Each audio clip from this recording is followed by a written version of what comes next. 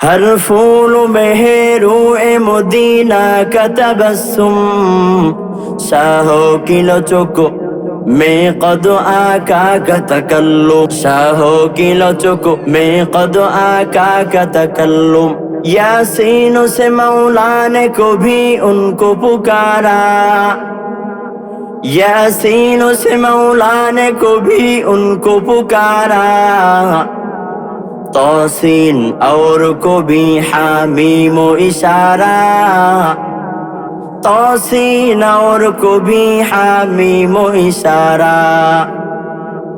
আল্লাহ পাক রব্বুল আলামিন এমন একজন নবীর উম্মত আপনাকে আমাকে বানাইলেন যিনি নবীদের ইমাম, ইমামুল আম্বিয়া, যিনি আপনার আমার নবী। কেমন নবীর উম্মত আল্লাহ বানাইলেন! এই নবীর উম্মত হওয়ার জন্য অন্য নবীরা পর্যন্ত দোয়া করছে। ঈসা আলাইহিস সালাম দুনিয়ার ভিতরে আসবেন, ঈসা নবী দুনিয়ার ভিতরে আসবেন, আবার পাঠাবেন আল্লাহ পাক রব্বুল আলামিন। আমি আপনাদের একটা ঘটনা শোনাই। এই পর্দার আলের আম্মা জান, অন্তরের কান খুলিয়া শুনবেন রে মা। জানি না আর কবে দেখা হয়। অনেক দূর থেকে আপনাদের কাছে সফর করে আসলাম। ও যুবক, হযরত ঈসা আলাইহিস সালাম, প্রত্যেকটা নবীর একটা কালিমা ছিল। আদম আলাইহিস সালামের কালিমা লা ইলাহা ইল্লাল্লাহ, আদম সফিউল্লাহ। হযরত দাউদ আলাইহিস সালামের কালিমা লা ইলাহা ইল্লাল্লাহ, দাউদ খলিফাতুল্লাহ। হযরত ইসমাঈল আলাইহিস সালামের কালিমা লা ইলাহা ইল্লাল্লাহ, ইসমাঈল যবিহুল্লাহ। হযরত ইব্রাহিম আলাইহিস সালামের কালিমা লা ইলাহা ইল্লাল্লাহ, ইব্রাহিম খলিলুল্লাহ। হযরত নূহ আলাইহিস সালামের কালিমা লা ইলাহা ইল্লাল্লাহ, নূহুন নাজিহুল্লাহ।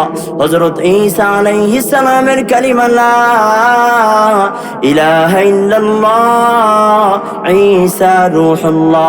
ঈসা আলাইহিস সালাম একদিন পথ দিয়ে যাইতেছেন, পাহাড় দিয়ে যাইতেছেন, পাহাড় দেশে, পাহাড়ের উপর দিয়ে হঠাৎ করে দেখতেছেন একটা সাদা পাথর। পয়গম্বর ঈসা আলাইহিস সালাম পথ দিয়ে যাইতেছেন, হঠাৎ করে তাকায় দেখেন একটা সাদা পাথর দেখা যায়। শোনায় যায় বলেন আলহামদুলিল্লাহ, আয় আল্লাহ আপনার কি কুদরত, পাথরটা কতই না সুন্দর। আল্লাহ পাক রব্বুল আলামিন জানায় দেন, এ পয়গম্বর ঈসা, আশ্চর্য হওয়ার কিছুই নাই, আরো বড় আশ্চর্য তো এই পাথরের ভিতরে আছে। সুবহানাল্লাহ। বলে পয়গম্বর ঈসা, আরো আশ্চর্য তো এই পাথরের ভিতরে আছে। এর ভিতরে আছে? পাথরের ভিতরে আছে।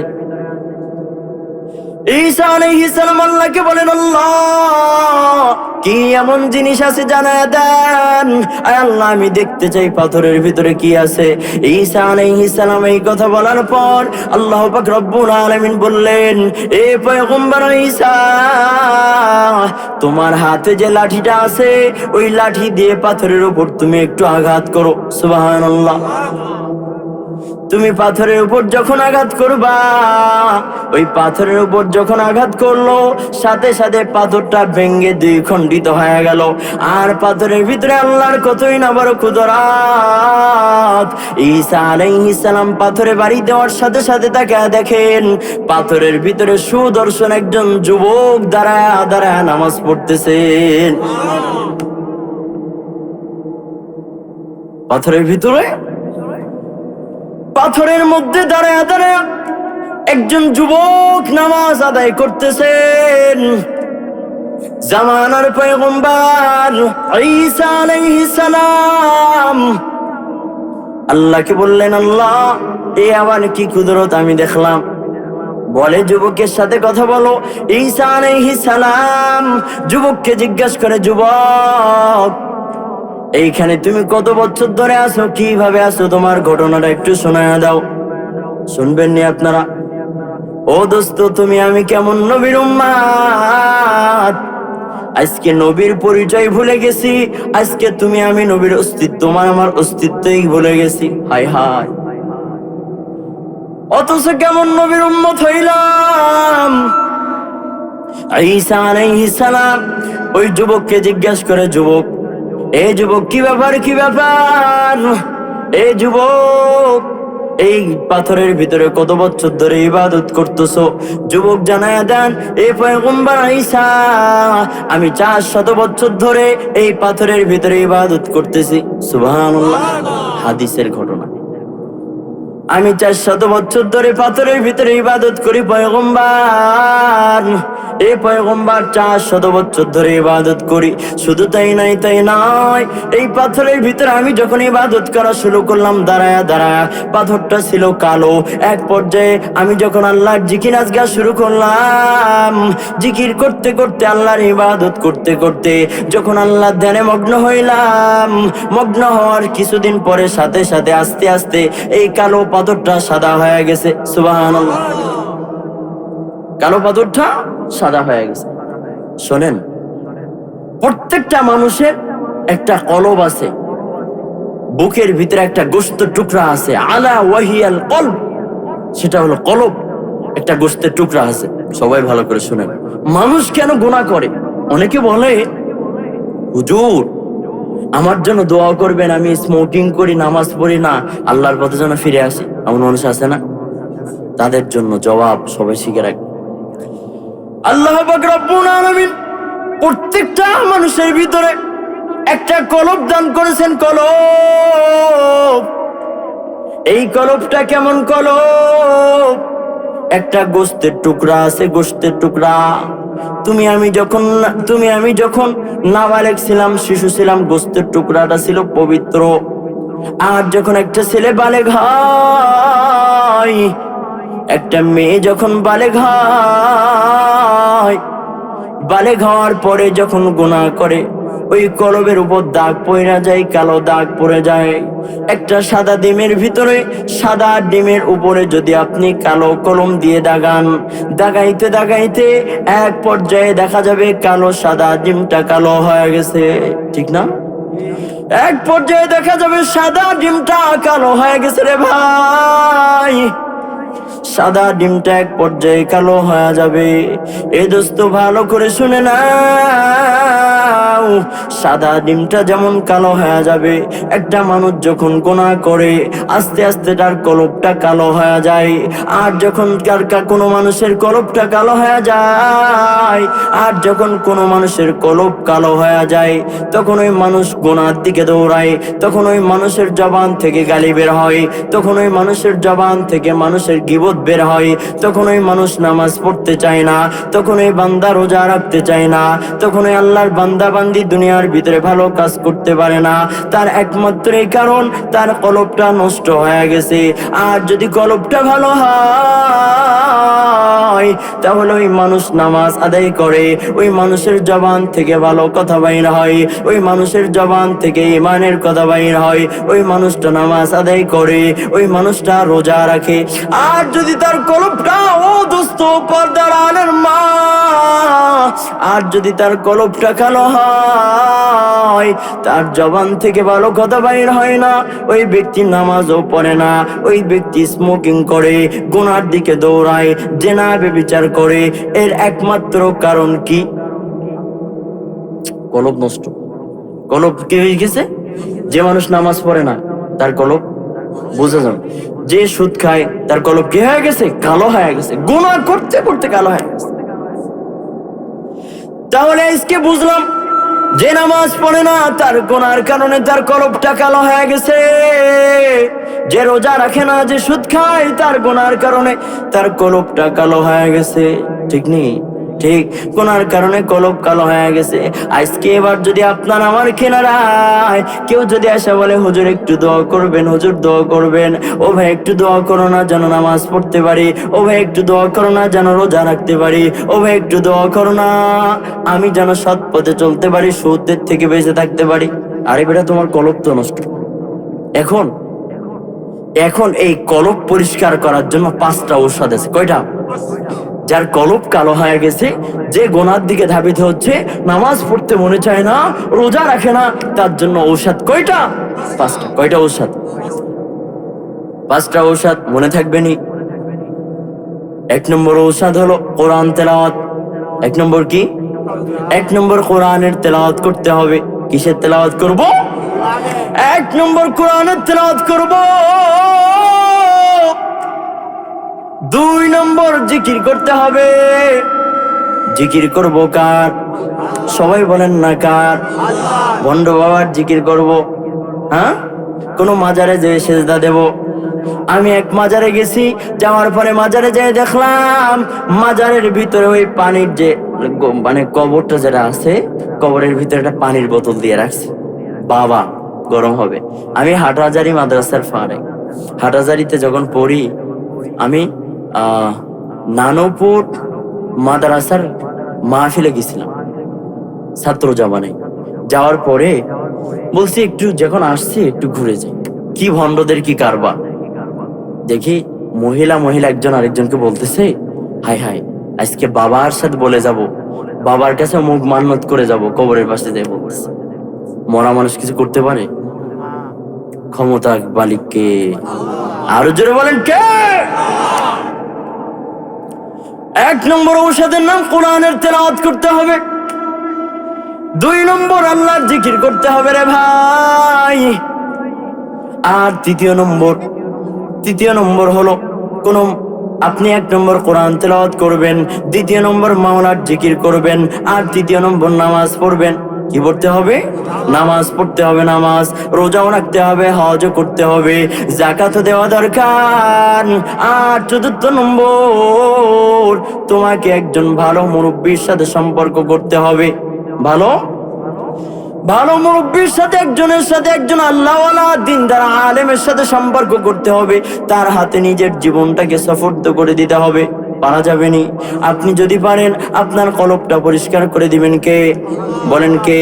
হাই সারাদিন যদি ঘুরেন, একা ঘুরেন, নামাজ পড়েন না, রোজা রাখেন না, সুদের পিছে দৌড়ান, নারীর পিছে যদি আপনি দৌড়ান, আপনি সারাদিন যদি দৌড়ান, একা ঘুরেন, কারোর কাছে যাইন না, তাহলে আপনার কলবে কখনোই পরিবর্তন আসতে পারে না। বড় লোক হতে গেলে মানুষ ব্যবসা করে, টাকা ইনকাম করতে গেলে মানুষ ব্যবসা করে। এখন কেউ যদি সারাদিন এদিক ওদিক ঘুরে আর বলে আমি ব্যবসায়ী কোটি টাকার মালিক হব, ইনভেস্টও করলো না, ব্যবসাও করলো না, বাজারেও গেল না, ঘেরের ভিতরে মাছও ছাড়লো না, হায় যার যে ব্যবসা আছে দোকানের ভিতরে মালই উঠাইলো না, শুধু বাজারের ভিতরে চক্কর মারে আর বলে আমি ব্যবসা, আমি টাকার মালিক হব, কোটি টাকার মালিক হব। হওয়া কি সম্ভব? হওয়া যাওয়া সম্ভব না। ঠিক আমি যেমন ভাবে বললাম, এই যে 4টা জিনিসের কথা বললাম, এই তোমার ভিতরে একা যদি গুলো হবে না। নামাজও পড়া লাগবে, কোরআন তেলাওয়াত করা লাগবে, জিকির আজগার করা লাগবে, এবং দুনিয়ার জমিনে কত আল্লাহওয়ালা আছে, আল্লাহওয়ালা বুজুর্গের সাথে আপনাকে সম্পর্ক করতে হবে। তাহলে আপনার কলবটা পরিবর্তন করে দিবেন কে? আল্লাহ। अल्लाह ने मक्का ही में ये काबा बनाया। ভালো লাগতেছে আপনাদের? अल्लाह ने मक्का ही में ये काबा बनाया, इस काबा का काबा तेरी मरकद को बनाया, ऐसा लम्हा जी चले जा राहे मदीना, सुल्तान का सुल्तान है सुल्तान मदीना, सरकार का सरकार है सरकार मदीना, ऐ खत्मे रसूल फक़रे उमम शाह मदीना, ऐ खत्मे रसूल फक़रे उमम शाह मदीना, दिखला जे मुझे मंजर गुलजार मदीना, दिखला जे मुझे मंजर गुलजार मदीना। আল্লাহ পাক রব্বুল আলামিন এমন একজন নবী দান করছেন, এমন একজন নবী দুনিয়ার ভিতরে আসার আগে মা দুনিয়ার থেকে বিদায় নিয়ে চলে গেছে। মা ছিল না, বাবা দুনিয়ার থেকে বিদায় নিয়ে চলে গেছে। নবী দুনিয়াতে আসার আগে বাবা দুনিয়ার থেকে বিদায় নিয়ে চলে যাওয়ার পর নবী আবার কিছুদিন কয়েক বছর পরে মা ও দুনিয়ার থেকে বিদায় নিয়ে চলে গেল। প্রথম বাবা দুনিয়া থেকে বিদায় নিয়ে গেছে, তারপর মা জনম দুঃখিনী মা দুনিয়া থেকে বিদায় নিয়ে চলে গেছে। ও দোস্ত, অন্তরের কান খুলিয়া শুনিয়া লাও, তোমাদেরকে আজকে আমি এমন একটা ঘটনা শুনাইব। বাংলাদেশের বিশ্ব মা একটা দিবস আছে, এই বিশ্ব মা দিবসের পত্রিকার ভিতরে পেয়েছিলাম।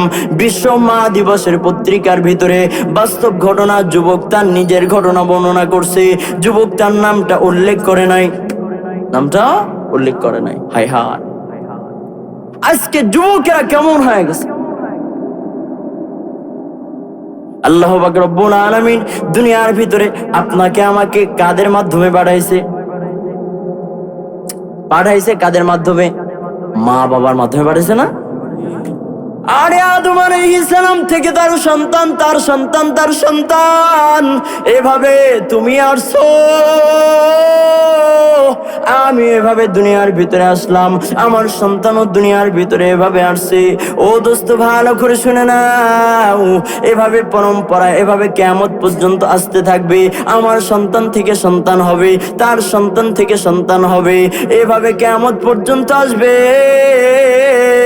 বলেন তো সন্তান দেওয়ার মালিক কে? ইব্রাহিম আলাইহিস সালাম বৃদ্ধ বয়সে দোয়া করেছিলেন, রব্বি হাবলি মিনাস সালিহিন, রব্বি হাবলি মিনাস সালিহিন। ইব্রাহিম আলাইহিস সালামকে এক সন্তান দান করছিলেন কে?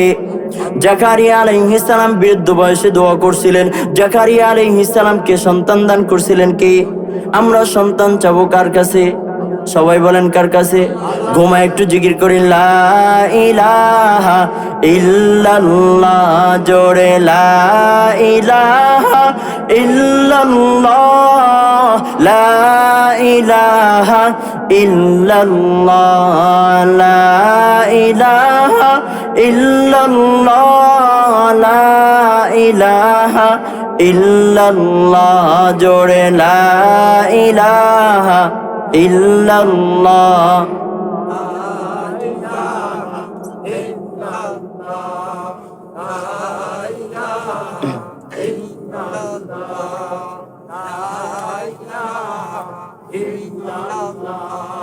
লা ইলাহা ইল্লাল্লাহ, লা ইলাহা ইল্লাল্লাহু মুহাম্মাদুর রাসূলুল্লাহ। এক এলাকায় এক ইমাম সাহেব মসজিদে ইমামতি করে। এখন কমিটি যারা আছে এরা হলো মূর্খ মানুষ। ইমাম সাহেব নামাজ পড়ায়, মসজিদের যিনি কেশিয়ার ওনার নাম হলো ঈসা, নাম কি? ঈসা। আর যিনি সভাপতি ওনার নাম হলো মুসা। আর যিনি সেক্রেটারি ওনার নাম হলো আকবর, নাম কি? আকবর। ইমাম সাহেব নামাজ পড়াচ্ছে, আল্লাহু আকবার, নামাজ পড়ায় যখন, এখন ইমাম সাহেব প্রত্যেকদিন একটা সূরা পড়ে। আমি ওদিকে যাচ্ছি না, সংক্ষিপ্ত ভাবে বলতেছি। ইমাম সাহেব সূরা পড়ে। ইমাম সাহেব যখন নামাজের ভিতরে আল্লাহু আকবার বলে না, আকবর। মসজিদের সেক্রেটারির নাম কি? আকবর। ইমাম সাহেব বলে আল্লাহু আকবার বলে নিয়ত বাঁধে। নামাজের ভিতরে যে সূরা পড়ে, সূরার ভিতরে নাম আছে, মুসা নবীর নাম আছে, মুসা নবীর নাম আছে যে সূরা পড়ে। এখন সভাপতির নাম কি বলছিলাম? সেক্রেটারির নাম আকবর, কেশিয়ারের নাম কি? মুসা, ঈসা। আচ্ছা, ঈসা। এখন ইমাম সাহেব যখন নামাজে দাঁড়ায়, নামাজ পড়ে আল্লাহু আকবার, সেক্রেটারি সভাপতি সবাই ফজরের নামাজ পড়তে যায়। 2-3 মাস হয়ে গেছে, ইমাম সাহেবের কোনো বেতন দেয় না। কি দেয় না? বেতন দেয় না। ইমাম সাহেব পিছে পিছে ঘুরতেছে, বেতন দেয় না কেন? নামাজ পড়ে সালাম ফেরাতে দেরি, কেশিয়ার আর নাই। নামাজ পড়ে তো কেশিয়ারে বাড়ি গেছে। কই কেশিয়ার সাহেব বাড়িতে আছেন নাকি?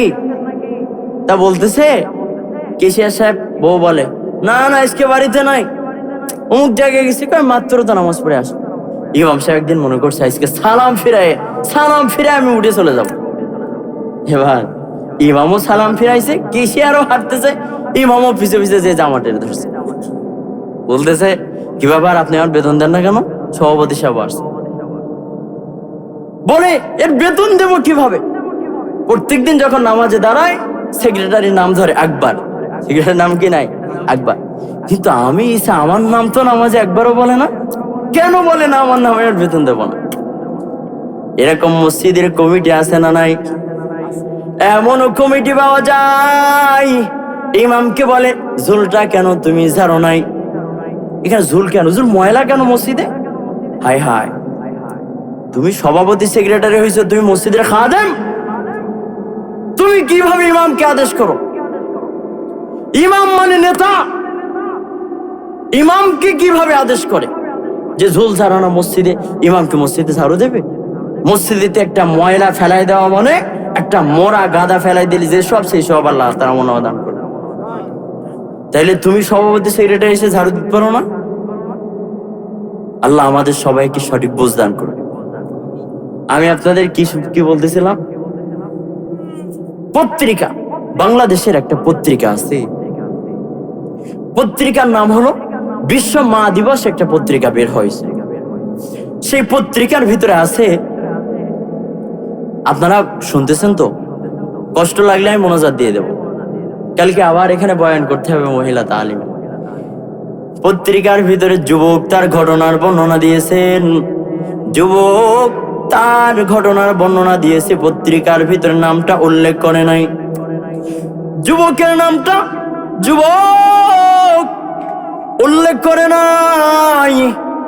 যুবক পত্রিকার ভিতরে যে সাংবাদিকের কাছে বর্ণনাটা দিয়েছেন, যুবক বলে আমি একদিন বাইরে থেকে বের হয়ে আমি তখন এসএসসি পরীক্ষা দিব, এরই পর্দালের মা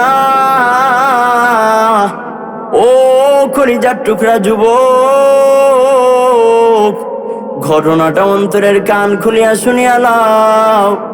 এই যুবক পত্রিকার ভিতরে বলতেছেন যে এক আল্লাহর ওলিকে ঘটনাটা শোনাইতেছেন, বলতেছেন আমি বাড়িতে একবার যে বসে বসে কান্না করতেছি, আমার জনম দুঃখিনী মা, আমার বাবা দুনিয়ার থেকে আগেই বিদায় নিয়ে চলে গেছে, আমার জনম দুঃখিনী মা, আমার জনম দুঃখিনী মা আমার কান্না দেখে আমার কিনারায় এসে বলতেছে বাবা, ও বাবা তুমি কেন কান্না করো বাবা, কি হয়েছে তুমি আমাকে বলো। সন্তান যদি বিপদে পড়ে সবার আগে বুঝতে পারে কে? মা। মায়ের অন্তর নাড়া দিয়া দেয়। ও দোস্ত, তোমার আমার তোমাদের যাদের মা নাই, একটু অন্তরের কান খুলিয়া শুনিয়া লাও, দেখো না চোখের ভিতরে পানিটা আসে কিনা। ওই যুবক বলতেছেন আমি একদিন বসে কান্না করতেছি, আমার মা আমার কিনারায় এসে জিজ্ঞেস করে বাবা তুমি কেন কান্না করতেছো? আমি আমার মাকে বললাম ও মা, আমি এই জন্য কান্না করতেছি, আগামীকাল থেকে আমার পরীক্ষা, আমার পরীক্ষার ফি হলো 1200 টাকা, 1200 টাকা।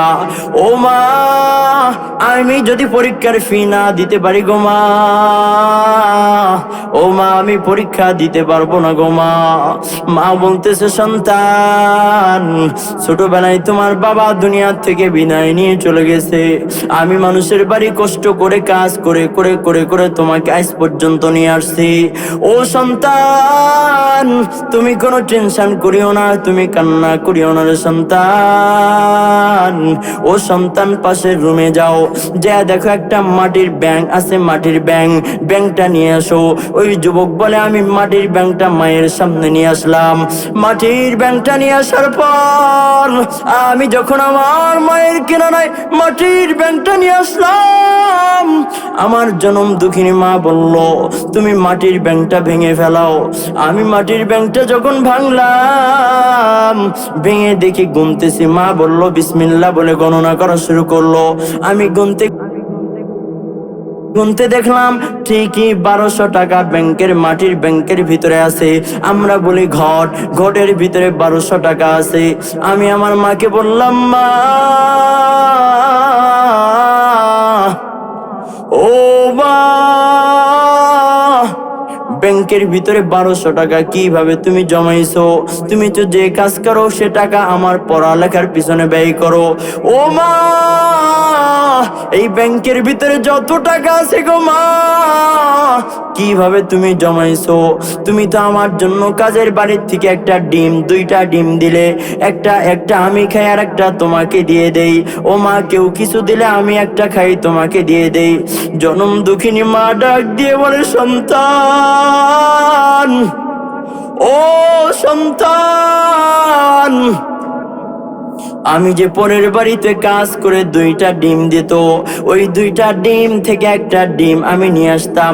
2টা ডিম দিত, তুমি একটা খাইতে, আর যে ডিমটা আমাকে দিতা আমি ওই ডিমটা খাইতাম না রে সন্তান। আমি ওই ডিমটা তোমার জন্য রেখে দিতাম। ওই ডিমটা বিক্রি করে করে আমি ঘরের ভিতরে টাকা জমাইছি। আমি ব্যাংকের ভিতরে ওই ডিমটা বিক্রি করে করে টাকা জমাইলাম। এই সন্তান, সন্তান, আমার কষ্টের টাকা, জমানো টাকা, যাও যাও তুমি নিয়ে যাও, পরীক্ষা দাও, যাও যাও তুমি নিয়ে যাও, পরীক্ষা দাও। সন্তান এবার পরীক্ষা দেওয়ার জন্য গেছে। এক পর্যায়ে এসএসসি পাস করলো। এক পর্যায়ে সন্তান ঢাকা বিশ্ববিদ্যালয়ে ভর্তি চান্স পেয়ে গেল, ভর্তি হইল। আমাদের বাংলাদেশের ঘটনা, সোনার বাংলার ঘটনা, বিশ্ব মা দিবসের পত্রিকার ভিতরে লেখা হয়। যুবক তার নামটা উল্লেখ করে নাই। যুবক বলতেছে, আমি আমার মা, আমার জনম দুঃখিনী মার টাকা দিয়ে পরীক্ষা দিলাম। পরীক্ষা দেওয়ার পরে আমি যখন পাশ করলাম, আমি পাশ করার পর ঢাকা বিশ্ববিদ্যালয়ে চান্স পাইলাম। এবং ঢাকা বিশ্ববিদ্যালয়ে যখন পরীক্ষা দিয়ে আমি সরকারি একটা চাকরি পাইলাম। আমার সরকারি যখন আমি চাকরি পাইলাম, আমার যে বস ছিল, বসের একটা মেয়ে ছিল। আমি যুবকটা খুব ভদ্র, কারণ আমি মায়ের সন্তান, মায়ের আদর্শ নিয়ে বড় হয়েছি। আমি গরিব ঘরের সন্তান, আমার ভিতরে আমি নামাজ আদায় করতাম, সব কিছু ঠিকঠাক ছিল। কিন্তু ওই বস বলল, আমার মেয়েকে বিবাহ করতে হবে, তাহলে আমি তোমার চাকরিটা দিব। আর যদি তুমি আমার মেয়েকে না বিবাহ করো, তাহলে আমি তোমার চাকরিটা দিব না। পত্রিকার ভিতরে লেখা হয়, পত্রিকার ভিতরে লেখা হয়, পত্রিকার ভিতরে লিখতেছেন, যুবক বলতেছেন, এক পর্যায়ে আমি আমার মাকে যেয়ে বললাম, ও মা, ও মা, আমি চাকরিও পাইছি, মেয়েও পেয়েছি, বড় লোকের মেয়ে। জনম দুঃখিনী মা ডাক দিয়ে বলে, বাবা, ও বাবা, কত কষ্ট করে বড় করলাম তোমাকে, আমি অনেক কষ্ট করে বড় করেছি রে বাবা। আজকে তুমি চাকরি পাইতেছো, বড় লোকের মেয়ে বিবাহ করবা। ও বাবা, এরপর বড় লোকের মেয়ে আমার ঘরে থাকবে না, আমাকে মেনে নিবে না, মেনে নিবে না। ও দোস্ত, অন্তরের কান খুলিয়া শুনিয়া লাও। ও পর্দার আলের আম্মা জান, আমি মুসাফির মানুষ, মুসাফিরের দোয়া কবুল হয়। ওই মা কি বলে শোনো না রে মা, এখানে অনেকের মা দুনিয়ার থেকে বিদায় নিয়ে চলে গেছে। এখানে অনেকের মা নাই, মা দুনিয়ার থেকে বিদায় নিয়ে চলে গেছে রে ভাই।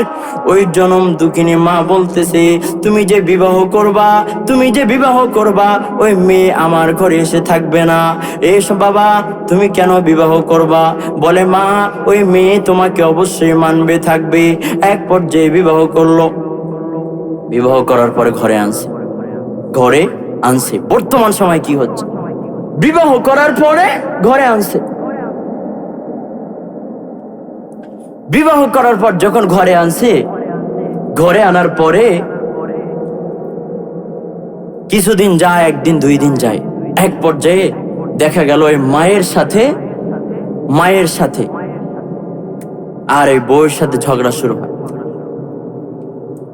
পত্রিকার ভিতরে যুবক বলে, আমার বউ, আমার স্ত্রী, আমার স্ত্রী, আমার স্ত্রী আমার মায়ের নামে বলা শুরু করলো আমার কাছে। বাহির থেকে যখন একজন যুবক, একজন ছেলে, একজন বেডা মানুষ কষ্ট করে আসে, মেজাজটা কিন্তু কড়া থাকে, ঠিক না? মেজাজটা অনেক কড়া পাওয়া যায়। এই যুবক দেখা যায়, যুবক বলতেছে একদিন দুই দিন বলতে বলতে আমি আমার মাকে একদিন যে ধমক দিলাম, মা তুমি কেন আমার বউয়ের সাথে এমন করো? আমার জনম দুঃখিনী মা আমাকে ডাক দিয়ে বলল, সন্তান আমি তোমার বউয়ের সাথে ঝগড়া করতে চাই না, তোমার বউ আমার সাথে থাকতে চায় না। সন্তান বলে আমি ফিরে আসলাম। আবার বহুদিন হয়ে গেল। বহুদিন যাওয়ার পর আবার আমার ওই স্ত্রী আমার কাছে বারবার বলে, এক পর্যায়ে আমি একদিন মায়ের দরওয়াজায় যে রাতের আধারে টকা দিলাম, আমার মা দরওয়াজাটা খুললো। আমার মা যখন ঘরের দরওয়াজাটা খুললো, আমি আমার মাকে যে পিটানো শুরু করলাম, মায়ের শরীরে আঘাত করা শুরু করলাম। আমার জনম দুঃখিনী মা হাউ মাউ করে কান্না করে আর বলে, বাবা ও বাবা তুমি আমাকে মারিও না বাবা, তোমার এই হাত দিয়ে যে হাত দিয়ে তুমি আমাকে মারতেছো, আমি তোমাকে রেখে আমি বিবাহ করতে পারতাম। তোমার বাবা ছোটবেলায় মারা গেছে, কিন্তু আমি বিবাহ করি নাই, অন্যর দ্বারে বিবাহ বসি নাই। ও বাবা আমি তোমাকে অনেক কষ্ট করে লালন পালন করেছি, তুমি যে হাত দিয়ে আমার শরীরে আঘাত করতেছ রে সন্তান, এই হাত আমি তোমার হাতে চুমায়া চুমায়া বড় করছি। আমার জানা নেই কতবার জানে বাইরের থেকে এসে তোমার হাতটা নিয়ে চুমা দিয়েছি রে সন্তান, আর তুমি আমার হাতের ভিতরে হাত দিয়ে প্রহার করতেছো। জীবনের মূল কষ্ট মায়ের প্রসব বেদনায়, সাত আসমান সাত জমিন যখন মায়েরই মাথায়। আমার সুন্দর মুখ দেখে মায়ের, আমার সুন্দর মুখ দেখে মায়ের ব্যথা যাই সব ভাষায়া। ও গো আমার প্রাণের মা, মা গো মা কোথায় গেলে মোরে সারিয়া? জনম দুঃখী এতিম আমি, চাই না কেহ ফিরিয়া। জনম দুঃখী এতিম আমি, চাই না কেহ ফিরিয়া। ও আমার প্রাণের মা, মা গো মা কোথায় গেলে মোরে সারিয়া? আমি যখন ছিলাম আমার মায়েরই উদারে,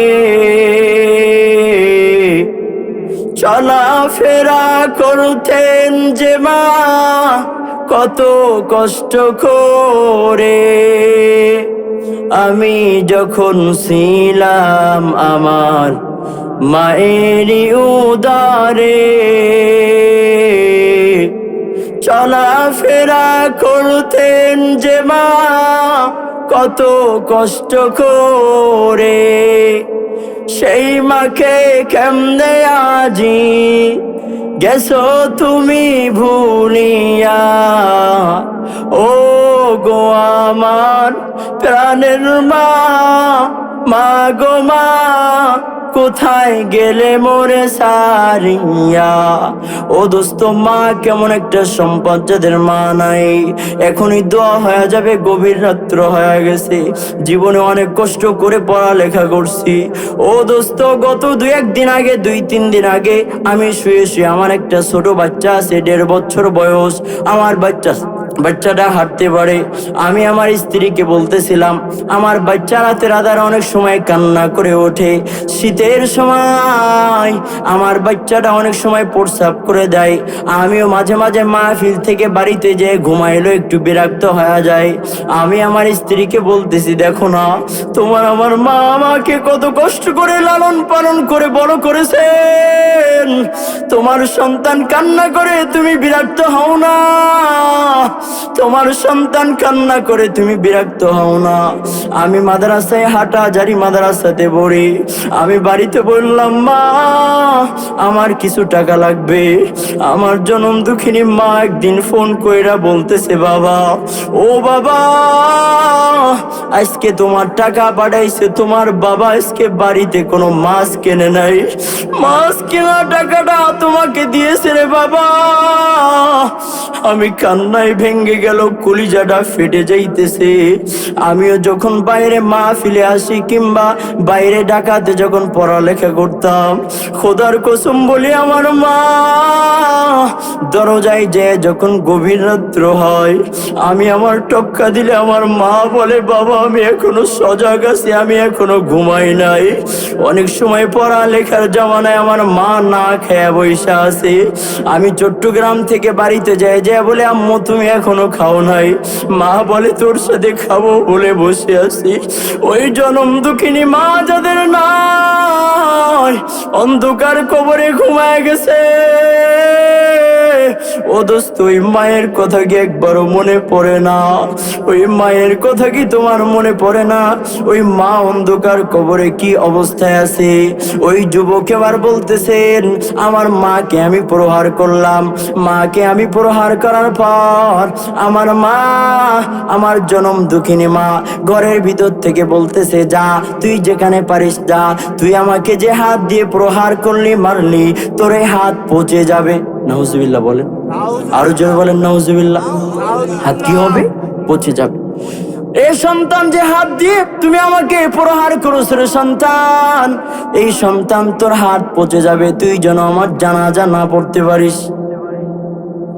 এই কথা যখন বলছে, বলার পরে সন্তান বলে, আমি অফিসে গেছি। অফিসে যাওয়ার পরে আমি সংবাদ শুনতেছি আমার মা দুনিয়ার থেকে বিদায় নিয়ে চলে গেছে।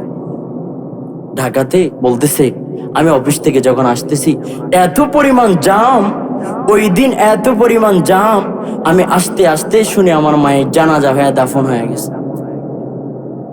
বাড়ির সবাই মানুষ বলতেছেন, আমার চাচারা, আমার পাড়া প্রতিবেশী আমাকে বলতেছেন, তোমাকে সারাই দাফন করে ফেললাম, তোমার আসতে দেরি হচ্ছে বলে দাফন করে দিয়েছি। ওই যুবক ডাক দিয়ে বলে, ও চাচা, এটা তোমরা দাফন করছো শুধু তাই নয়, এটা আমার মায়ের বদদোয়া। এটা আমার মা দুইটা বদদোয়া আমার জন্য করে গিয়েছেন। মায়ের দোয়া কখনো বিপনে যায় না, মায়ের দোয়া কখনো বিপনে যায় না। মা যেমনই হোক না কেন, বলে আমার মা প্রথম দোয়া করেছেন তুই আমার জানাজা পড়তে পারবে না। দ্বিতীয় নম্বর দোয়া করেছেন, এরে সন্তান, এ সন্তান তোর হাত পচে যাবে। আর একটা তো বাকি আছে, জানি না কবে জানি এটাও হয়ে যায়। এক পর্যায়ে যুবক, কিছুদিন হয়ে গেল, কিছুদিন যাইতে যাইতে যুবক বলে, আমার হাতের ভিতরে ফোড়া উঠছে। কি উঠছে? ফোড়া। ফোড়া যখন উঠে গেছে, যুবক বলে, হাই হাই, আমার তো এখন মায়ের অভিশাপ শুরু হয়ে গেছে। যুবক কান্না করতেছে, কান্না করতেছেন। আর যুবক বলে, এখন আমি কি করব? এক পর্যায়ে বাংলাদেশের কোনো ডাক্তার ঠিক করতে পারে নাই, বাংলাদেশের কোনো ডাক্তার ভালো করতে পারে নাই, বাংলাদেশের কোনো ডাক্তার ঠিক করতে পারে নাই। বলেন ঠিক করার মালিককে, ক্ষমতা করার মালিককে। আহলে হোনার আহাবে জাগিরে সোমালো, मैं ममलिकते लोह कलम बाट रहा हो, जिस खेत से देखा के मैसर न हो रोजी, उस खेत की हर खोसा है गंदम को जला दो। हम आह बेकरती है तू हो जाती है बदनम, अक़तल बेकरती है तू चर्चा भी न होता। এই যে আপনাদের চোখের পানি, আজকের মাহফিল কবুল হয়ে গেছে। আমিন বলেন না? 100% আমার মন বলে কবুল হয়ে গেছে। চোখের পানির কাছে আল্লাহর কাছে আত্মা। এক পর্যায়ে যুবকের হাত পচে গেল।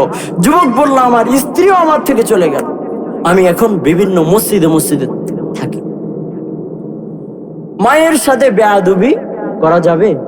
বলেন তো, মায়ের সাথে বেয়াদবি করা যাবে না। ও যুবক, তোমার আমার মা যাদের বেঁচে আছে, মায়ের জন্য দোয়া করব, বাবার জন্য দোয়া করব। দোস্ত, ও দোস্ত, এমন একটা সময় চলে আসবে তুমি আমি কেমন নবীর উম্মত হইলাম জেনে নাও। মায়ার নবী দোয়া করছে, আল্লাহ আমার উম্মতদেরকে একসাথে ধ্বংস করবা না। দাউদ আলাইহিস সালামের যুগে শিকল দিয়া বিচার করা হতো। ওই জামানার মানুষ কেউ যদি অপরাধ করত, কেউ যদি অপরাধ করত তাহলে শিকল ধরতে পারতো না। আর যে ব্যক্তি অপরাধী, সে ব্যক্তি অপরাধী না, শিকল ধরতে পারতো। এক নবীর জামানায় চুরি করলে ঘরের দেয়ালের ভিতরে লেখা উঠতো রাতের আধারে এই ব্যক্তি চুরি করছে। কোন কোন নবীর জামানায় এমনও তো ছিল, নিজে গুনাহ করছে ঘরের ভিতরে হনুমান হয়ে গেছে। কিন্তু তুমি আমি কেমন নবীর উম্মাত, আপনাকে আমাকে গুনার কারণে আল্লাহ তাড়ায়া দেয় নাই। তোমাকে আমাকে আল্লাহ মা বাবার সাথে বেয়াদবি করার জন্য আল্লাহ নারাজ হয়ে খানা বন্ধ করে দেয় নাই। ও দোস্ত, এই দুনিয়া থেকে যাওয়াই লাগবে। কেউ আমরা এই দুনিয়ার ভিতরে থাকবো না, থাকবো না। ও দোস্ত, এই দুনিয়া থাকার জায়গা না। মা থেকে দোয়া নাও, বাবার থেকে দোয়া নাও। আজকে ওই মা বাবার দোয়ায় কে আমাকে এই মাগুরাই চিনতো, এখানে কেউ চিনতো না।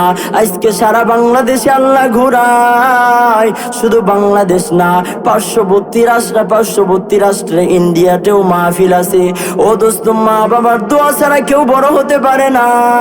আজকে তুমি এমপি হয়েছো, আজকে তুমি মন্ত্রী হও, আজকে তুমি টাকাওয়ালা হও, আজকে তুমি আলেম হও, আজকে তুমি হুজুর হও, আজকে তুমি এলাকার প্রভাবশালী একজন নেতা হও, তোমার মায়ের দোয়ার কারণ হয়েছো,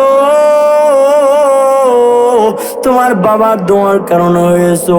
ও দোস্ত, যাদের মা নাই ওই অন্ধকার কবরে কি মায়ের কথা মনে পড়ে না? এমন সময় আসবে তোমার আমার নামটা মসজিদের মাইকে এলান হয়ে যাবে, ওই শ্যামপুর এলাকায় অমুকের ছেলে অমুকের নাই, মসজিদের মাইকে এলান হয়ে যাবে। তোমার আমার বাড়িতে মসজিদের চাল পেয়ালা পালকি খানা, ওই খাটিয়া খানা তোমার আমার বাড়িতে চলে যাবে। তোমার আমার সন্তান হাউমাউ করে কান্না করবে, কানের কিনারায় যে আব্বু আব্বু বলে কান্না করবেন, কিন্তু তুমি আমি কোনো জবাব দিতে পারবো না। তোমার আমার মেয়েগুলা কান্না করবে, তুমি আমি কোনো জবাব দিতে পারবো না। ও দোস্ত, কবরের কথা স্মরণ করো রে ভাই। আসছি একা, যাবো একা, সঙ্গে তোমার আমার কেউ যাবে না। আমি আজকে মুসাফিরের দোয়া আল্লাহ কবুল করে, এখনই দোয়া হবে। ও দোস্ত, তুমি আমি আসছি একা, যাবো একা, তোমার আমার সাথে কবরে কেউ যাবে না। দুনিয়ার ভিতরে এমন কি আমল তুমি আমি করলাম, এমন কি আমল তোমার আমার আছে যে আমলের কারণে আল্লাহ মাফ করে দিবেন? যাই ফুটা ফাটা আমল করে আবার গুনার দিকে দৌড়া যায়। গভীর রাত্র হয়ে গেছে, সবার দরওয়াজা বন্ধ, কিন্তু একজনের দরওয়াজা খোলা আছেন, তিনি কে? সবাই বলেন তিনি কে? ও দোস্ত, কবরে যাওয়াই লাগবে, যাওয়াই লাগবে। অন্ধকার কবরে থেকে কেউ পালাতে পারবে না, আজরাইলের হাত থেকে কেউ পালাতে পারবে না। তোমাকে আমাকে অন্ধকার কবরে যেতেই হবে। তোমার আমার বাপ দাদা ছিল দুনিয়ার থেকে বিদায় নিয়ে চলে গেছে, তার বাবা ছিল দুনিয়ার থেকে বিদায় নিয়ে চলে গেছে। একদিন তোমার আমার কোনো অস্তিত্বই থাকবে না, তোমার আমার কোনো অস্তিত্বই থাকবে না, শুধু তুমি আমি পড়ে রব। আপনিও থাকবেন না, আমিও থাকবো না। তোমার আমার মা, অনেকের মাও কবরে চলে গেছে, সেই মায়ের ঋণ কিভাবে তুমি ভুলে গেছে? হায় হা, 3.5 হাত মাটির ঘর, কারো আপন কারো পর, কারো হবে ফুলেরই বাগান, কারো বাহাবে জাহান্নাম। ঠিক কিনা? ও দোস্ত, এই জন্য কবরে যাওয়াই লাগবে। এখন দোয়া হবে, সবাই খালেস নিয়তে, ইখলাসের নিয়তে আল্লাহর কাছে দোয়া করবেন, আল্লাহর কাছে ক্ষমা চাইবেন। পারা যাবে তো ইনশাআল্লাহ? ইখলাসের নিয়তে কার কার মা নাই হাত তোলেন, হাত তোলেন।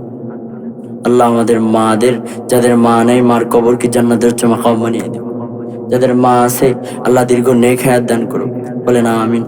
অনেকে দোয়া চেয়েছে, সবার জন্য দোয়া হবে। মোহতামিম সাহেব হুজুর কই? আপনাদের মাদ্রাসা মোহতামিম এখন আসে নাই। আমি একটা কথা বলি, মোহতামিম সাহেব আমারও মাদ্রাসা আছে, বড় মাদ্রাসা আমাদের সাতক্ষীরা জেলার ভিতরে নাম করা কয়েকটা মাদ্রাসার ভিতরে একটা প্রতিষ্ঠান। সরহে বেকায় পর্যন্ত জামাত, হেফজ, নুরানি সব বিভাগ আছে। এবং আমাদের বাড়িতেও আলহামদুলিল্লাহ এরকম মহিলা মাদ্রাসা আছে। এবং সাতক্ষীরা জেলার ভিতরে সর্বপ্রথম দাওরায়ে হাদিস মাদ্রাসা আমাদের বাড়ি। এবং আমাদের ফ্যামিলির সবাই আলেম। আমার আব্বু, আমার কাকু, আমার দাদু, 3 জন মোহতামিম, আর সবাই শাইখুল হাদিস এবং সবাই আলোচক। আলহামদুলিল্লাহ, আমাদের জন্য দোয়া করবেন। মোহতামিম সাহেব আমার মাহফিলে 50,000 টাকা দিয়ে বক্তা আনছিলাম। কয় হাজার টাকা? 50,000 টাকা দিয়ে বক্তা আনছি। এই বছরের প্রধান বক্তা, ব্যয়বহুল খরচ করি। আমার ভাইকে, খুব মহব্বতের ভাইকে আমি মাহফিলের দাওয়াত দিছিলাম। আমি আপনাদের সবার সামনেই বলতেছি, আমার ছাত্ররা আছে। আল্লাহি আলহামদুলিল্লাহ, প্রধান বক্তার থেকে আমার এই ভাইয়ের আলোচনা পছন্দ করছে বেশি। সুবহানাল্লাহ। এবং আরেকটা কথা বলি, সবাই আছেন, মনে করেন না হুজুর খালি খালি আসছে বলে ওনার নামে বলে যাচ্ছে, কিছু না। সামনে বলতেছি, আল্লাহ মাফ করুক, যোগ্য একজন আলেম উনি, যোগ্য একজন আলেম, যার মানুষের বয়ান শুনলে বোঝা যায় যোগ্য একজন আলেম। ইনশাআল্লাহ এই মাদ্রাসা ওনার মেহনতে গড়ে হবে ইনশাআল্লাহ। আমার মন বলে হবে ইনশাআল্লাহ। আপনারা সাহায্য সহযোগিতা করবেন তো? আরে টাকা না দিতে পারেন, দোয়া তো করতে পারবেন, পারবেন না ভাই? পয়সা না দিতে পারেন, দোয়া তো করতে পারবেন, পারবেন না ভাই? সব সময় বুদ্ধি দিয়ে, পরামর্শ দিয়ে, সাহায্য সহযোগিতা করে আমার এই ভাইয়ের পাশে থাকবেন তো ইনশাআল্লাহ। মাদ্রাসা চালানোর মালিক কি? আমার একজন মুরব্বী আছে। আমি ছাত্র জীবন থেকে মুরব্বী ছাড়া চলি না। একজন মুরব্বী আছে, ওনার নাম আল্লামা মুস্তফা আল মাহমুদ সাহেব। উনি আমার গত কিছুদিন আগে আমার মাদ্রাসার একজন ওস্তাদ বিভিন্ন কারণে চলে গেছে, তা হুজুরের কাছে গেছি। তা হুজুর আমাকে সান্ত্বনা দিচ্ছে, মাদ্রাসা চালাবে আল্লাহ, এই ঘর আল্লাহ, আপনি কি টেনশন করতেছেন? আল্লাহ খাওয়াবে, রিজিকের মালিক তো আল্লাহ, খাওয়ানোর মালিক কে? টেনশন করবো আমরা কোন? হাজারো মানুষ যদি মাদ্রাসার বিরোধিতা করে, কেউ ধ্বংস করতে পারবে না। তারাই ধ্বংস হয়ে যাবে। তারাই কি হয়ে যাবে? তারাই কি হবে ভাই? ধ্বংস হয়ে যাবে। আজকে ভাই মাইকে বললো, শুনলাম যে 16 মাসে হেফজ শেষ করছে। আলহামদুলিল্লাহ বলেন। এই এরকম একটা মাদ্রাসা দেখান দিন আপনাদের এদিকে, মহিলা মাদ্রাসা। 16 মাসে হেফজ শেষ করছে। তাহলে ওই ছাত্রীটার পিছনে এখানে যে খালাম্মারা আছে, আফারা আছে, তারা কতটুকু মেহনত করছে? আর ভাইয়ের কতটুকু মেহনত থাকলে এই কাজটা হতে পারে, এমন হতে পারে। এটা আপনারা গর্ব করবেন যে আমাদের মাদ্রাসা থেকে 16 মাসে হেফজ শেষ করছে, মাত্র 16 মাস। বলেন আলহামদুলিল্লাহ, জবান খুলে বলেন আলহামদুলিল্লাহ। আল্লাহ পাক রব্বুল আলামিন এই মাদ্রাসার ছাত্রী যারা আছে, এই মাদ্রাসার আফা যারা আছে, এই মাদ্রাসার হেতাকাঙ্ক্ষী যারা আছে, এই মাদ্রাসার মুরব্বী পরামর্শদাতা যারা আছে, এই মাদ্রাসার মোহতামিম সাহেবকেও আল্লাহ সবাইকে দিনের জন্য কবুল করুক। বলেন আমিন। মা বাবার কি করব? আরে তোমার মা বাবা যদি কাফের হয়, সে মা বাবার খেদমত করব, পারা যাবে তো ইনশাআল্লাহ, পারা যাবে তো ইনশাআল্লাহ। এজন্য 2টা জিনিস শিখাইলাম ভাই। খালি খালি আসলাম আর গেলাম, আমিও ফাও কথা বললাম, সুর দিয়ে গেলাম, আপনারা শুনে বাড়ি গেলেন, কোনো লাভ হবে না। বললাম 5টা জিনিস। 1 নম্বর হলো 4টা জিনিসের কথা বল, 4টা। 1 নম্বর কি করব? কোরআন তেলাওয়াত। 1 নম্বর কি? আবার বলেন, আবার বলেন, আবার বলেন। কলব পরিষ্কার করতে গেলে 1 নম্বর কি? 2 নম্বর, 2 নম্বর, 2 নম্বর, 1 নম্বর। এগুলো কে জন্য করতে হবে? কলব পরিষ্কার করার জন্য। 2 নম্বর জিকির। 3 নম্বর নামাজ রোজা করতে হবে। আর 4 নম্বর একজন আল্লাহওয়ালা আলেমের সাথে সম্পর্ক রাখতে হবে। পারা যাবে তো ইনশাআল্লাহ? এই 4টা, মহিলা হোক পুরুষ হোক, ইনশাআল্লাহ আল্লাহ আমাদের সবাইকে কবুল করবে। রব্বানা যালামনা আনফুসানা ওয়া ইন লাম তাগফির লানা وترحمنا لنكونن من الخاسرين ربنا آتنا في الدنيا حسنة وفي الآخرة حسنة وقنا عذاب النار وقنا عذاب القبور وقنا عذاب الحشور وقنا عذاب الميزان وقنا عذاب القنصران बता हमको तेरे राह किस तरफ है बता हमको तेरे राह किस तरफ है तेरे राह पर चला हमको खुदाया करीमा बेबख्शा एबर हालिमा के हस्तो मसीरे कमंदे हवा नदारी में गैरस तू फरियाद रास तू ही आसियारा खता बख्श बस निगहदार मारा जरा है खता दर गुजारो सवाबन नमा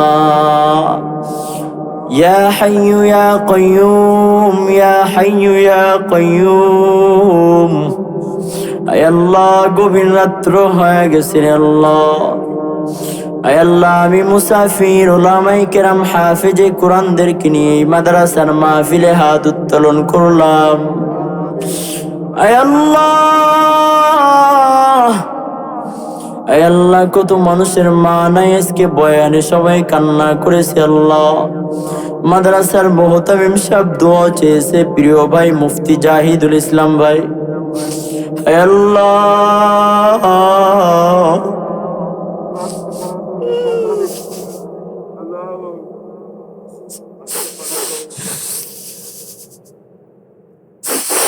রাত্র যত গভীর হয়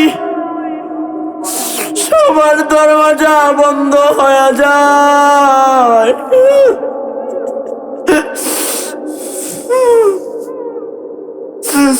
আল্লাহ আমরা গুনাহগার আপনার দরবারে ভিখারি নাই হাত পেতেছি রে আল্লাহ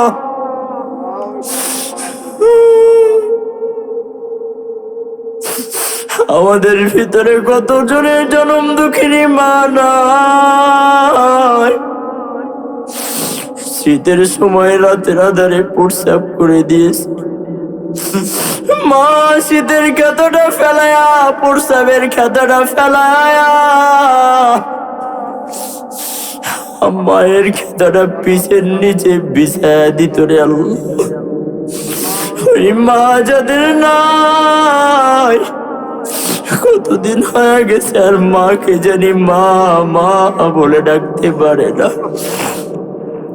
মায়ার নবী তায়েবের ময়দানে দাওয়াত দেওয়ার জন্য গিয়েছে রে আল্লাহ তায়েবের বাচ্চারা মায়ার নবীকে পাথর মেরে তাড়ায়া দেয় পাগল পাগল বলে তাড়ায়া দেয় নবী আমার বলে আমি পাগল না আমার মা নাই তোমরা আমাকে মারিও না আমি পাগল না আমার বাবা নাই ওই নবীর মতো এতিম যারা হয়ে গেছে আল্লাহ কতদিন হয়ে গেল মায়ের চেহারাটা আর দেখে না রে আল্লাহ কতদিন হয়ে গেল মা ওই কবরে কি অবস্থায় আছে জানা নাই বাবা মাথের গায়ে পায়ে ফেলে আমাদেরকে মানুষ করছে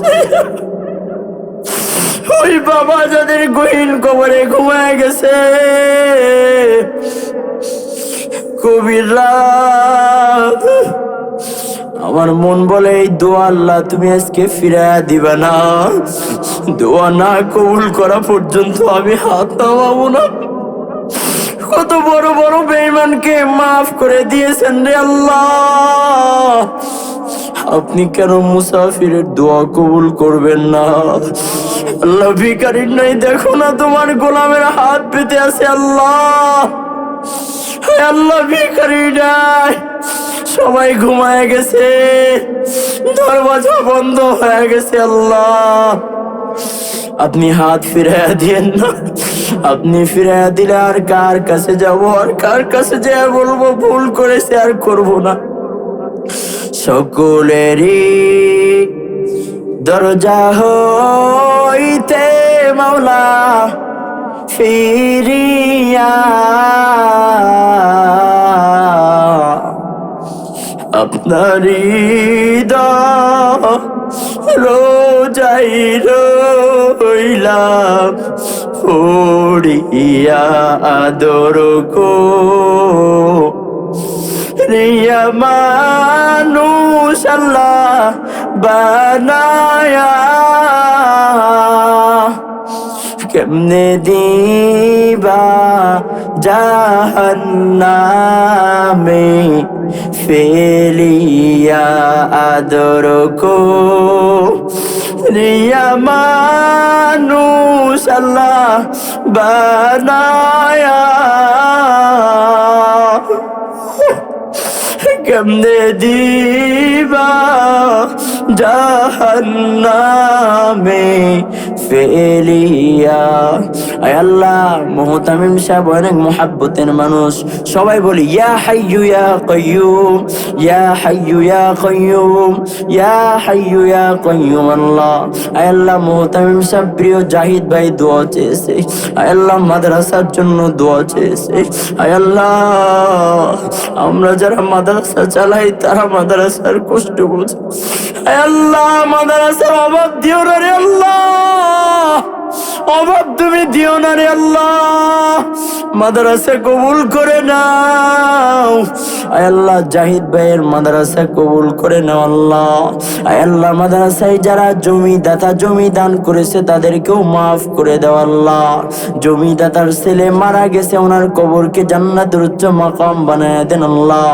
আয় আল্লাহ, জমিদাতার আত্মীয় স্বজন যারা গহীন কবরে ঘুমায় গেছে আল্লাহ, জানি না কবরে কি অবস্থা আছে রে আল্লাহ।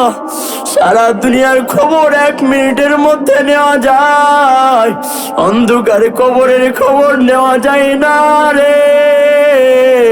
কিভাবে কবরে থাকবা, একা একা থাকতে পারবানি, কেউ নাই, ডাইনে মাটি বামে মাটি, নিচে থাকবে মাটির বিছানা। ও মা, তুমি কবরে কেমনে থাকবা? ও বোন, কবরে কেমনে থাকবা? ও বুড়া বাবা, ও যুবক, কবরে কেমনে থাকবা? একা একা থাকার মতো ক্ষমতা আসেনি। হায় আল্লাহ, দেখেন তোমাকে কত মানুষ কবরে গেছে, কবরে আগাছা হয়ে গেছে, কেউ খবর নেয় না। তোমার আমার কবর কবে হয়ে যাবে? আল্লাহ, আপনি আমাদের সবাইকে মাফ করে দেন আল্লাহ, আমাদেরকে ভালো জায়গায় কবরের ব্যবস্থা করে দিয়েন আল্লাহ। আল্লাহ, বারবার মক্কা মদিনায় যাওয়ার তৌফিক দান করেন আল্লাহ। আল্লাহ, এলাকার মুরব্বীদের মাফ করে দেন, এলাকার আম্মা জানদের মাফ করে দেন, এলাকার কলিজার টুকরা যুবকদের মাফ করে দেন। ইয়া হাইয়ু ইয়া কাইয়ুম, ইয়া হান্নান, ইয়া মান্নান, ইয়া গফফার, ইয়া সত্তার, ইয়া রহমান, ইয়া রহিম। আয় আল্লাহ, আয় আল্লাহ, তোমার দরওয়াজা না খোলা আছে আল্লাহ। দুনিয়ার সবাই ফিরাইয়া দিলে তুমি ফিরাইয়া দিও না। ও আল্লাহ, তুমি ফিরাইয়া দিলে কার কাছে যাব আল্লাহ? ও আল্লাহ, তুমি ফিরাইয়া দিলে কার কাছে ক্ষমা যাব? আল্লাহ, তুমি ফিরাইয়া দিলে কার কাছে মাফ যাব? নিজের কথাগুলো কাকে বলবো আল্লাহ? দুনিয়ার মানুষ তো স্বার্থপর, সবাই স্বার্থপর। আয় আল্লাহ, আপনি আমাদের মালিক, আমরা আপনার গোলাম, আমরা আপনার গোলাম। আয় আল্লাহ, আপনি আমাদের দোয়া কবুল করে নেন। আয় আল্লাহ, এই মাদ্রাসা কবুল করে নেন, এই মাদ্রাসা কবুল করে নেন, এই মাদ্রাসা কবুল করে নেন, এই মাদ্রাসার ওস্তাদ শিক্ষিকাদের কবুল করে নেন, মাদ্রাসার ছাত্রীদের কবুল করে নেন, শিক্ষিকাদের কবুল করে নেন। আয় আল্লাহ, কিয়ামত পর্যন্ত মাদ্রাসা রাখেন আল্লাহ। মাদ্রাসার সকল জরুরত আপনার গায়েবী খাজানা থেকে পুরা করে দেন। ইয়া হাইয়ু ইয়া কাইয়ুম, তোমার নবী না বলছে আল্লাহ ইয়া হাইয়ু ইয়া কাইয়ুম বললে তুমি দোয়া কবুল করবা? আল্লাহ কেন করবা না?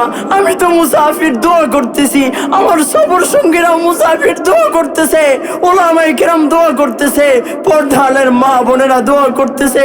আপনার কি একটু মায়া হয় না রে আল্লাহ? আয় আল্লাহ, যদি আমাদের মাফ করলে আপনার কমে যায়, মাফ করা লাগবে না। আর যদি আমাদের মাফ করলে আপনার কোনো ক্ষতি না হয়, তাহলে মাফ করে দাও না আল্লাহ। ও আল্লাহ, কবুল করে নাও না আল্লাহ। আমার মা দোয়া চেয়েছে, স্ত্রী দোয়া চেয়েছে, সবাইকে মাফ করে দেন। আয় আল্লাহ, আমাদের মাদ্রাসাগুলো কবুল করে নেন। জাহিদ ভাইয়ের মনের নেক মাকাসাদ পুরা করে দেন, মনের নেক মাকাসাদ পুরা করে দেন আল্লাহ। মাদ্রাসার সকল জরুরত আপনার গায়েবী খাজানা থেকে পুরা করে দেন আল্লাহ, আপনি পুরা করে দেন আল্লাহ। ইয়া আরহামার রাহিমিন, ইয়া আরহামার রাহিমিন। রব্বির হামহুমা, সবাই বলি রব্বির হামহুমা কামা রব্বায়ানি সগীরা, রব্বির হামহুমা কামা রব্বায়ানি সগীরা, রব্বির হামহুমা কামা রব্বায়ানি সগীরা। আল্লাহ, আখিরি দোয়া করি, যে দোয়াগুলো করেছি কবুল করে নেন। আমাদের জবানের জড়তা দূর করে দেন, জবানের জড়তা দূর করে দেন। হায় আল্লাহ, সারা বাংলাদেশে ঘুরি, বিপদ আপদ হইতে হেফাজত করিয়েন আল্লাহ।